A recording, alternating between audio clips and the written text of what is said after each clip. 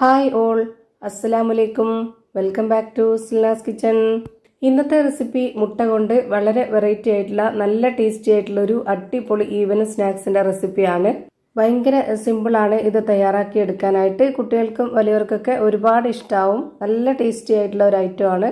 ഇതെങ്ങനെയാണ് തയ്യാറാക്കുന്നതെന്ന് അറിയാനായിട്ട് video skip ചെയ്യാതെ മുഴുവനായിട്ടൊന്ന് കണ്ടു നോക്കണേ. റെസിപ്പിയിലോട്ട് കടക്കുന്നതിന് മുമ്പായി സിൽനാസ് കിച്ചൺ ചാനൽ ആദ്യമായിട്ട് കാണുന്നവരാണെങ്കിൽ പ്ലീസ് ഒന്ന് സബ്സ്ക്രൈബ് ചെയ്തേക്കണേ. ഒപ്പം തന്നെ ഈ വീഡിയോസ് നിങ്ങൾക്ക് ഇഷ്ടപ്പെടുകയാണെങ്കിൽ ഒരു ലൈക്ക് ചെയ്ത് ഷെയർ ചെയ്ത് സപ്പോർട്ട് ചെയ്യാനും മറക്കരുത്. ഇനി നമുക്ക് ഇതെങ്ങനെയാണ് തയ്യാറാക്കുന്നതെന്ന് നോക്കാം.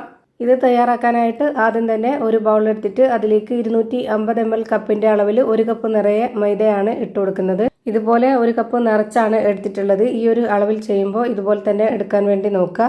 ഇനി അടുത്തതായിട്ട് അരിപ്പൊടിയാണ് ഇട്ട് കൊടുക്കുന്നത്. ഇതേ കപ്പ് അളവിൽ തന്നെ, അതായത് 250 ml കപ്പിന്റെ അളവിൽ 1 കപ്പ് നിറയെ അരിപ്പൊടിയും കൂടെ ഇട്ട് കൊടുക്കുന്നുണ്ട്.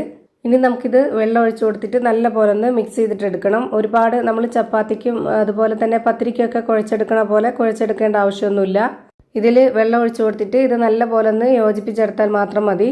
അപ്പോൾ ഞാനിവിടെ ആദ്യം തന്നെ ഇതിലേക്ക് 250 ml കപ്പിന്റെ അളവിൽ 1 കപ്പ് വെള്ളം ഒഴിച്ചു കൊടുത്തിട്ടുണ്ട്. ഇനി നമുക്കിത് നല്ല പോലെ ഒന്ന് മിക്സ് ചെയ്ത് നോക്കാം. ഇപ്പോൾ ഇതിൽ കുറച്ച് വെള്ളം കുറവാണ്, കുറച്ചൊന്ന് ടൈറ്റ് ആയിട്ടാണ് ഇരിക്കുന്നത്. കുറച്ചുകൂടെ ഒന്ന് ലൂസാക്കി എടുക്കണം. അതിന് വേണ്ടിയിട്ട് ഞാൻ ഇതിലേക്ക് ഒരു 1/4 കപ്പ് അളവിലും കൂടെ വെള്ളം ഒഴിച്ചു കൊടുക്കുന്നുണ്ട്. ഇതുപോലെ ഘട്ടം ഘട്ടമായിട്ട് ചെയ്തിട്ട് എടുക്കണം, എങ്കിലേ നന്നായിരിക്കുള്ളൂ. അല്ലാന്നുണ്ടെങ്കിൽ ഇതിന്റെ പരുവം തെറ്റിപ്പോവും. നമ്മൾ ചപ്പാത്തിക്കും അതുപോലെ പത്തിരിക്കൊക്കെ മാവൊന്ന് യോജിപ്പിച്ചെടുക്കുന്ന പോലെ തന്നെ ഇതും യോജിപ്പിച്ചെടുക്കുക. ആ ഒരു പരുവാണ് ഇതിനും വേണ്ടത്. അതുപോലെ ചപ്പാത്തിയും പത്തിരിയൊക്കെ കുഴച്ചെടുക്കുന്ന പോലെ നമുക്ക് പ്രയാസപ്പെട്ട് കുഴച്ചെടുക്കേണ്ട ആവശ്യമൊന്നുമില്ല. ഇപ്പോൾ ഞാനിതാ നന്നായിട്ടൊന്ന് യോജിപ്പിച്ചെടുത്തിട്ടുണ്ട്. ഇതുപോലെയാണ് വേണ്ടത്. ഇനി ഇതൊന്ന് മാറ്റി വെച്ചേക്കാം. അടുത്തതായിട്ട് സ്റ്റവിലേക്ക് ഒരു പാൻ വെച്ച് കൊടുത്ത് ഫ്ലെയിം ഓൺ ആക്കി കൊടുത്തിട്ടുണ്ട്. അതിലേക്ക് കുറച്ച് ഓയിൽ ഒഴിച്ചു കൊടുത്തതിന് ശേഷം ഓയിൽ ഒന്ന് നന്നായിട്ട് ചൂടായിട്ട് വരുമ്പോൾ ഒരു 2 സബോള ഇതേപോലെ ഒന്ന് കട്ട് ചെയ്തിട്ട് എടുത്തിട്ടുണ്ട്. അത് മുഴുവനായിട്ടും ഇതിലേക്ക് ഇട്ട് കൊടുക്കാം. ഇതേപോലെ മീഡിയം സൈസിലാണ് കട്ട് ചെയ്തെടുത്തിട്ടുള്ളത്. ഇനി ഇതിലേക്ക് 2 പച്ചമുളക്, കുറച്ച് മല്ലിയിലയും കറിവേപ്പിലയും കൂടെ ഇട്ട് കൊടുക്കുന്നുണ്ട്. തക്കാളി ഇട്ട് കൊടുക്കണമെന്ന് നിർബന്ധമില്ല. ഇനി ഇട്ട് കൊടുക്കണം എന്നുള്ളവർക്ക് ഇട്ട് കൊടുക്കാവുന്നതാണ്. അതുപോലെ പച്ചമുളകിന്റെ എണ്ണം കൂട്ടിയെടുക്കണമെന്നുണ്ടെങ്കിൽ അതും കൂട്ടിയെടുക്കാം. എരിവൊക്കെ ഓരോരുത്തരുടെ ഇഷ്ടത്തിനനുസരിച്ചാണ്. ഇനി വെളുത്തുള്ളി ഇഞ്ചി ഒന്നിച്ച് ചതച്ചതാണ് ഇതുപോലെ 1/2 സ്പൂൺ അളവിൽ ഇട്ട് കൊടുത്തു. പിന്നെ കുറച്ച് ഇതുപോലെ മുഴുവൻ പെരിഞ്ജീരകം ഇട്ട് കൊടുക്കുന്നുണ്ട്. പൊടിയാണെന്നുണ്ടെങ്കിൽ അത് ഇട്ട് കൊടുക്കുക. 1 സ്പൂൺ അളവിൽ മുളക് പൊടി ഇട്ട് കൊടുത്തു. ഒരു 1/4 സ്പൂൺ അളവിൽ മഞ്ഞൾപ്പൊടിയും കൂടെ ഇട്ട് കൊടുത്തിട്ടുണ്ട്. അതിന്റെ കൂടെ തന്നെ ഒരു നുള്ള് ഗരം മസാലയും ഇട്ട് കൊടുത്തു. ഗരം മസാല പൊടിയാണ് ഇട്ട് കൊടുത്തിട്ടുള്ളത്. അതുപോലെ ആവശ്യത്തിനുള്ള ഉപ്പും കൂടെ ഇട്ട് കൊടുത്തതിന് ശേഷം ഇത് നല്ല പോലെ ഒന്ന് ഇളക്കി യോജിപ്പിച്ച് കൊടുക്കാം. എന്നിട്ട് ഇതൊന്ന് വേവിച്ചെടുക്കണം. ഒരു 5 മിനിറ്റ് നേരമെങ്കിലും ഇത് വേവിച്ചെടുക്കാം. ഇത് ലോ ഫ്ലെയിമിലാണ് ഇട്ട് കൊടുത്തിട്ടുള്ളത്. നന്നായിട്ടൊന്ന് വെന്ത് കുഴഞ്ഞു വരാനുണ്ട്. ഒരു 5 മിനിറ്റ് സമയമാകുമ്പോഴേക്ക് ഇത് നല്ല പോലെ വെന്ത് കിട്ടിയിട്ടുണ്ട്. ഇനി നമുക്കിതിൻ്റെ അടപ്പൊന്ന് തുറന്ന് നോക്കാം. എന്നിട്ട് ഇതിലേക്ക് ഗ്രേറ്റ് ചെയ്തെടുത്തിട്ടുള്ള മുട്ടയാണ് ഇട്ട് കൊടുക്കുന്നത്. നേരത്തെ തന്നെ ഒരു 3 കോഴിമുട്ട പുഴുങ്ങിയതിന് ശേഷം ഇതുപോലെ ഗ്രേറ്റ് ചെയ്ത് വെച്ചിട്ടുണ്ട്. അത് മുഴുവനായിട്ടും ഇതിലേക്ക് ഇട്ട് കൊടുത്തിട്ട് ഇത് നല്ല പോലെ ഒന്ന് ഇളക്കി യോജിപ്പിച്ച് കൊടുത്തതിന് ശേഷം ഇത് 1 മിനിറ്റ് നേരം ഒന്ന് അടച്ചു വെച്ച് കൊടുക്കാം. ഈ ഒരു മസാലയുടെ ആ ഒരു എരിവും ഉപ്പും ഒക്കെ നമുക്കിതിലേക്ക് മുഴുവനായിട്ട് പിടിച്ച് കിട്ടണം. അതിന് വേണ്ടിയിട്ടാണ്. ഇപ്പോൾ 1 മിനിറ്റ് സമയം കഴിഞ്ഞു. ഇപ്പോൾ നല്ല പോലെ വെന്ത് കിട്ടിയിട്ടുണ്ട്. ഇനി നമുക്കിതിൻ്റെ ഫ്ലെയിം ഓഫ് ചെയ്ത് കൊടുക്കാം.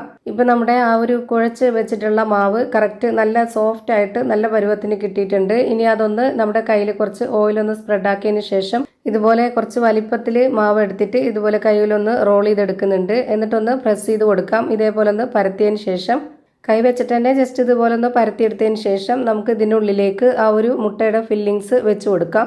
ഫില്ലിങ്സ് വെച്ച് കൊടുത്തതിന് ശേഷം അതിൻ്റെ ഒരു ഭാഗം ഇതുപോലെ മടക്കി എടുത്തിട്ട് ഒന്ന് ഒട്ടിച്ച് കൊടുക്കുന്നുണ്ട്. എന്നിട്ട് ആ ഒരു ഭാഗം ഒന്ന് ഡിസൈൻ ആയിട്ടിരിക്കാനായിട്ട് ഇതുപോലെ ഫോർക്ക് സ്പൂൺ വെച്ചിട്ട് ഒന്ന് ഇതുപോലെ ഒന്ന് പ്രസ് ചെയ്ത് കൊടുക്കുന്നുണ്ട്.